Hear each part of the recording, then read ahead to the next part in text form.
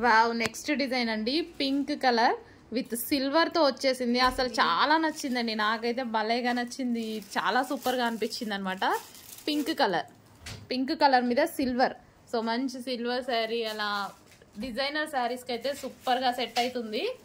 అసలు డిజైన్ కూడా, ప్యాటర్న్ కూడా చూడండి, చాలా సూపర్ గా ఉంది. మగ్గం వర్క్ లా ఉందన్నమాట. సో ఇదైతే వైలెట్ అండి, ఎక్సలెంట్ ఉంది. ప్రతి కలర్ లో ఈ డిజైన్ హైలైట్ అయిపోయింది.